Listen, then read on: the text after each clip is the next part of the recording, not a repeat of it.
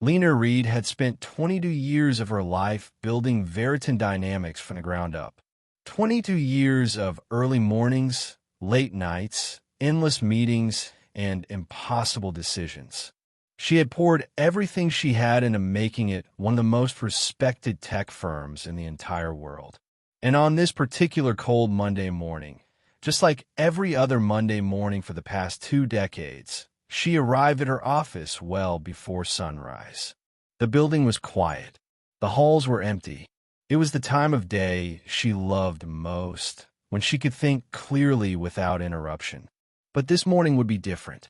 As she pushed open the heavy wooden door to her corner office, something immediately caught her eye. There, centered perfectly on her mahogany desk, lay a single sheet of paper. It wasn't just any paper, though. This was premium linen stock, the kind you'd use for wedding invitations or official government documents. Expensive, deliberate. There was no envelope protecting it. No signature at the bottom. No company watermark or logo anywhere to be seen. Just one sentence, printed in sharp black ink that seemed to cut through the white paper like a knife. Tomorrow, Veritan dies, and it will be by your hand. Eleanor felt her body go rigid. Her hand, still gripping the handle of her leather briefcase, began to tremble slightly. She set the briefcase down slowly and approached the desk as if the paper itself might explode. She picked it up carefully, holding it up to the early morning light streaming through the floor-to-ceiling windows behind her desk. And that's when her blood ran cold. Because despite the printed font, despite the mechanical precision of the letters, she recognized something in the way the message was structured. The phrasing, the dramatic flair. It was the same style she had seen hundreds of times before on signed contracts, personal notes, birthday cards, and congratulatory letters over the last 6 years. This wasn't just anyone trying to threaten her. This was Marcus Hale, her CEO, her right hand, her closest ally in the company for more than half a decade. The man she had trusted with her career, her reputation, and the future of everything they had built together. And now, somehow, inexplicably, he had become her enemy. A knot formed in the pit of her stomach, tightening with each passing second. She felt her heartbeat quicken as questions flooded her mind. Why would Marcus do this? What could he possibly gain? Was this some kind of sick joke? A test? Or was it real?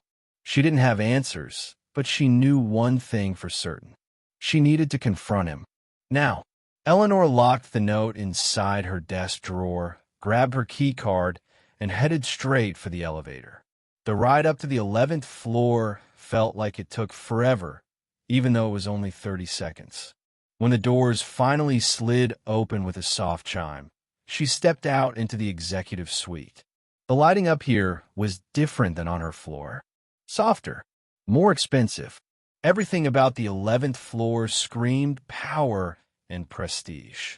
Marcus's office was at the end of the hall. The door was open just enough for her to see inside. There, silhouetted against the massive floor-to-ceiling glass wall that overlooked the city skyline, stood a figure she knew all too well. He was perfectly still, hands clasped behind his back, staring out at the sprawling metropolis below like a general surveying a battlefield, or like a king deciding which part of his empire to conquer next. Eleanor didn't knock. She pushed the door open and stepped inside. "Marcus," she said, keeping her voice steady despite the rage building inside her. "We need to talk. Now." He didn't turn around. He didn't even flinch. Instead, he simply stood there for another long moment, as if savoring the view. Then, in a voice so calm it was almost eerie, he said, "You found the note." It wasn't a question. It was a statement, a confirmation. Eleanor's breath caught in her throat. "You wrote it?" she demanded, taking a step closer. Finally, slowly, Marcus turned to face her. His expression was unnervingly calm, almost serene, like a man who had just meditated for an hour. But his eyes told a different story. They were burning with something she had never seen in him before. Not ambition, not determination. This was something darker, deeper, a terrifying, predatory kind of hunger that made her skin crawl. "I planned everything," he said softly, his voice barely above a whisper. "Every single detail. And you, Eleanor." He paused, letting the words hang in the air like a death sentence. "You're going to take the fall for it." He gestured casually toward the leather chair positioned across from his desk, as if they were about to have a normal business meeting. Eleanor refused to move. She stood her ground, fists clenched at her sides, staring at him with a mixture of shock and disgust. Marcus didn't seem to care. He began to speak with that same smooth, confident tone he used during earnings calls and investor presentations. The kind of voice that had convinced billionaires to gamble their fortunes on Veritin's future. Persuasive, hypnotic, dangerous. "I'm going to bring Veritin to its knees," he said matter-of-factly, as if discussing quarterly projections. "Not permanently, of course. That would be foolish. Just long enough for the board to panic. Long enough for them to lose faith in the current leadership structure. Long enough for them to remove me from my position." His smile widened, and it was one of the most unsettling things Eleanor had ever seen. "And then, after the dust settles and the chaos reaches its peak, I come back. The savior, the hero, the leader they desperately need to guide them through the crisis. The man who rebuilt the empire from the ruins. And this time, they'll give me full emergency powers. Unrestricted authority. Complete control." Eleanor stared at him, her mind struggling to process what she was hearing. This couldn't be real. This had to be some kind of nightmare. But the cold, calculated look in Marcus's eyes told her otherwise. "You're going to destroy your own company," she said slowly, disbelief dripping from every word. "Just to get more authority? Just to consolidate power?" Marcus's smile never wavered. "I'm not destroying it," he replied smoothly. "I'm optimizing the future. I'm creating the conditions necessary for true innovation, for real progress. You see, Eleanor, Veritin has become complacent. Soft. We need a reset. A controlled demolition followed by a stronger foundation. And I'm the only one with the vision to see it through." That was the exact moment Eleanor realized the truth. Marcus Hale had completely lost his mind. She opened her mouth to respond, to argue, to reason with him, but he raised his hand to silence her. "You should go now," he said, his tone suddenly cold and dismissive. "You have a busy day ahead of you tomorrow. Trust me." Eleanor turned and walked out of his office, her mind racing. She needed to warn someone. The board, the investors, someone who could stop this before it was too late. But as she rode the elevator back down to her floor, a sinking feeling settled over her. Who would believe her? Marcus was the CEO. He was beloved by everyone, charismatic, successful, trusted. And she was just the COO who would sound like a paranoid lunatic making wild accusations against her superior. She was trapped, and Marcus knew it. The next morning, Eleanor arrived at the office at her usual time. By 10 o'clock, something felt wrong. There was a strange energy in the building. People were whispering in the hallways, avoiding eye contact. By 11, her phone started ringing nonstop.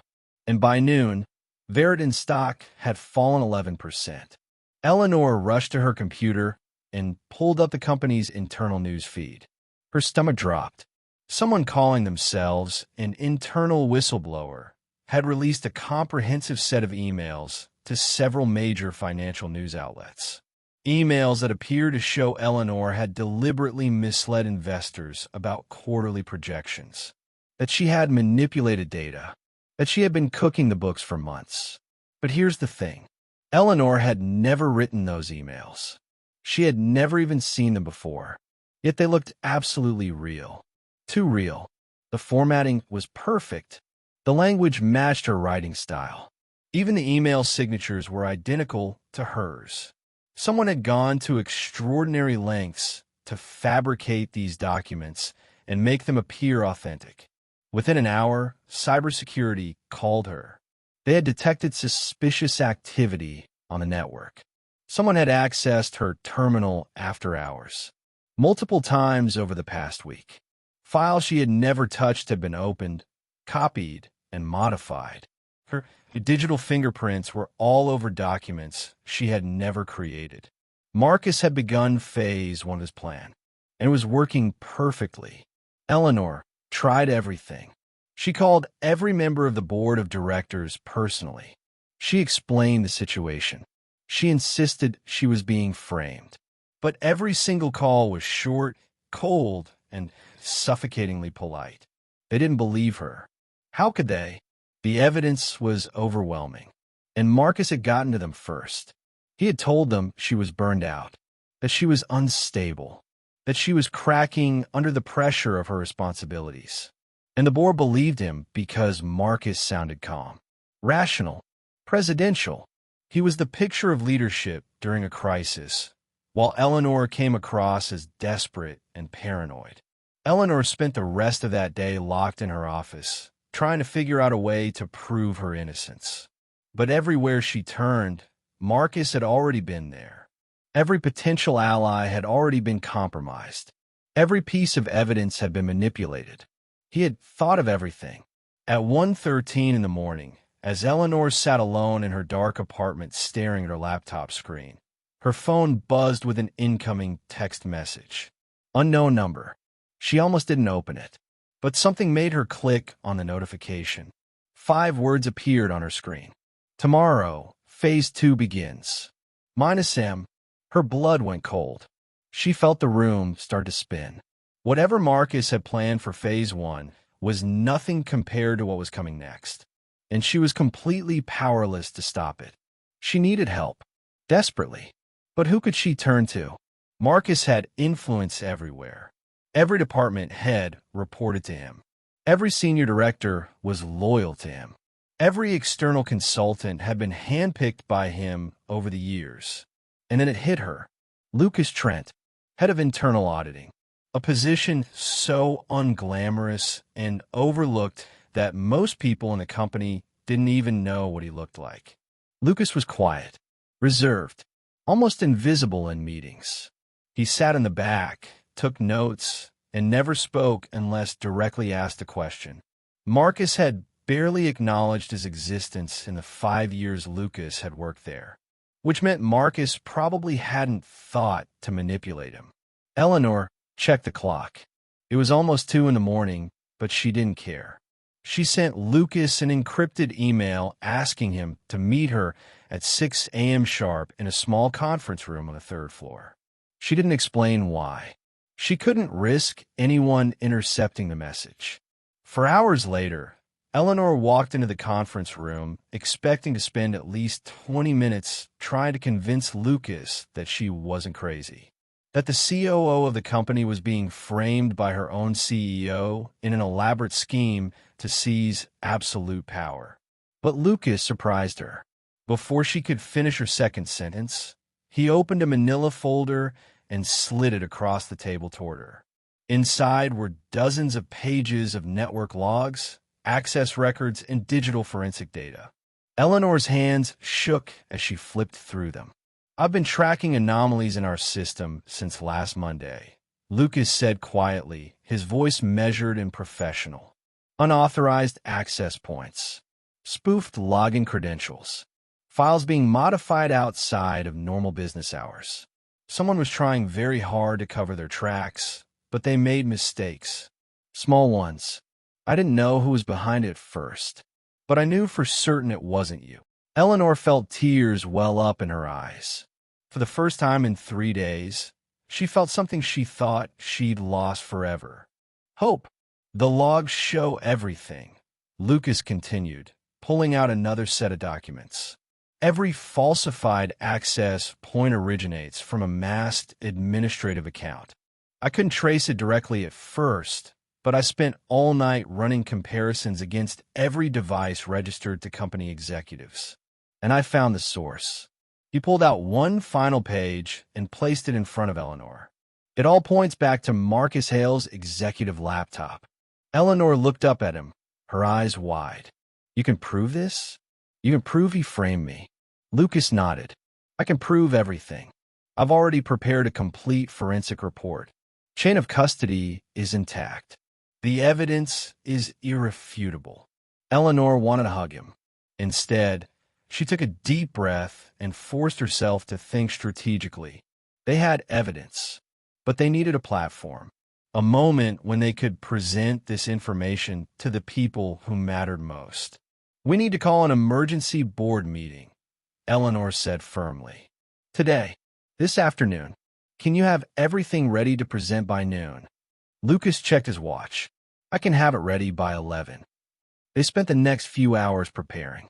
Eleanor used her authority as COO to schedule the emergency meeting, citing urgent financial irregularities that required immediate board attention.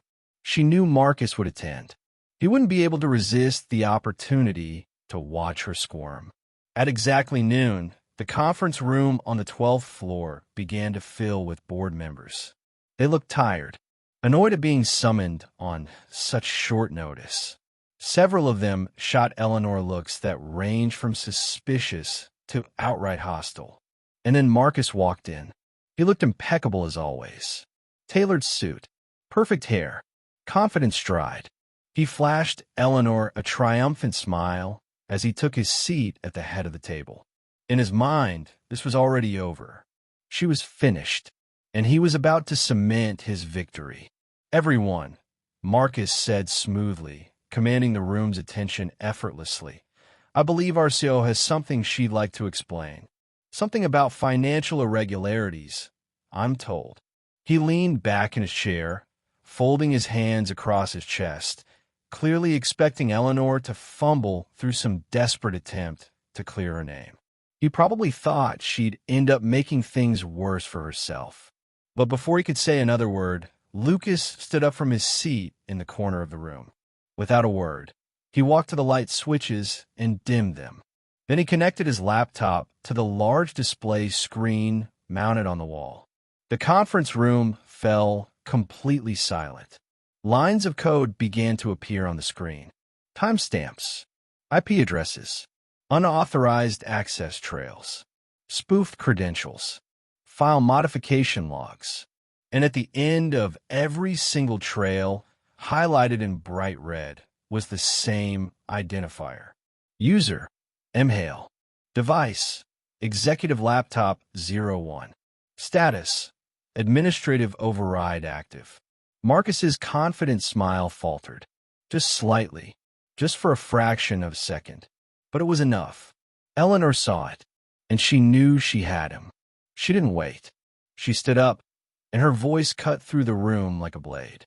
"You framed me, Marcus," she said, her words sharp and clear.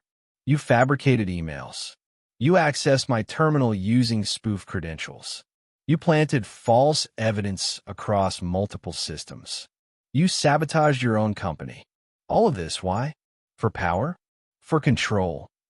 The room was so quiet you could hear people breathing. Marcus's calm facade began to crack. His jaw tightened. His hands gripped the armrests of his chair. And then, suddenly, he exploded. He slammed both hands down on the conference table with such force that several board members actually jumped in their seats. "I had to," he shouted, his voice raw and desperate. "None of you understand. None of you see the bigger picture. Verita needed to fall so I could rebuild it properly. This is bigger than quarterly numbers. This is bigger than stock prices. This is bigger than any of you. I am the only one with a vision to run this place. The only one who understands what needs to be done." The board members sat frozen, staring at him in absolute shock. Marcus had just confessed to everything in front of the entire board of directors. He looked around the room, and the reality of what he'd just done slowly began to register on his face. The color drained from his cheeks. His mouth opened and closed, but no words came out. Eleanor pressed the button on the conference phone in the center of the table. "Security, please come to the 12th floor conference room immediately." Within seconds, 2 security officers entered through the side door. But instead of panicking, instead of trying to run or deny what he'd done, Marcus did something completely unexpected. He laughed. It started as a low chuckle, then grew louder and darker until it filled the entire room. It was the laugh of a man who had nothing left to lose. "You think this ends with my arrest?" he said, still laughing. "You think you've won? The leaked emails, the stock hit, the media coverage, those are just a warm-up act. The real show starts tonight at midnight. I planted a virus deep in Veritin's core systems, one that will wipe every single server clean, every file, every backup, every record. Let's see you rebuild the company from a pile of digital ashes." Eleanor's heart stopped. The room erupted in chaos. Board members were shouting. Someone was already on their phone calling the IT department. But Lucas remained perfectly calm. He opened his laptop again and typed a few commands. Then he looked up at Marcus and spoke in that same quiet, measured voice. "Your virus won't activate," he said simply. "I isolated it an hour ago. Quarantined the infected nodes. Purged the malicious code from all backup systems. It's been completely neutralized." For the first time since Eleanor had known him, Marcus Hale looked genuinely afraid. His face went pale. His legs seemed to give out slightly, and he had to grip the edge of the table to steady himself. The security officers moved forward and took him by the arms. He didn't resist. He didn't say another word. He simply stared at Eleanor as they escorted him out of the conference room. The door closed behind him, and for several long moments, nobody spoke. Then the chairman of the board stood up and addressed Eleanor directly. "We owe you an apology," he said quietly. "We should have listened to you from the beginning." Over the next 2 weeks, Veritin began the painful process of recovery. The fabricated emails were exposed as forgeries. Major financial news outlets issued corrections and retractions. The stock price rebounded, slowly at first, then more rapidly as investor confidence returned. Marcus was arrested and charged with corporate fraud, computer crimes, and conspiracy, and the board moved quickly, unanimously. They offered Eleanor the position of interim CEO. She accepted, but only on one condition. She insisted that the company implement new oversight structures, new checks and balances, new transparency requirements. She made it clear that no one, not even a CEO, would ever again hold unchecked power over the company's fate. Never again would one person be able to bring Veritin to its knees from the inside. That evening, as the sun set over the city skyline, Eleanor stepped into Marcus's old office for the first time as CEO. The movers had already cleared out most of his personal belongings, but the space still felt heavy with his presence. She walked over to her old desk on the floor below and retrieved something from the locked drawer. The original note Marcus had left for her that cold Monday morning. She brought it back up to her new office and held it under the desk lamp. "Tomorrow, Veritin dies, and it will be by your hand." Eleanor picked up a pen and flipped the paper over. On the blank backside, she wrote her own message in firm, deliberate strokes. "Not anymore." Then she folded the paper carefully, placed it in a frame, and locked it away in her desk drawer. A reminder, a warning, a promise to herself and to everyone who would come after her. Veritin would not die, not on her watch, not ever again. The company had survived its darkest moment. It had been tested by betrayal from within, and it had emerged stronger, more resilient, more prepared for whatever challenges the future might bring. And as Eleanor looked out over the city from her new office, she allowed herself to feel something she hadn't felt in weeks. Peace. If you enjoyed this story, please subscribe to the channel for more content like this. Thank you.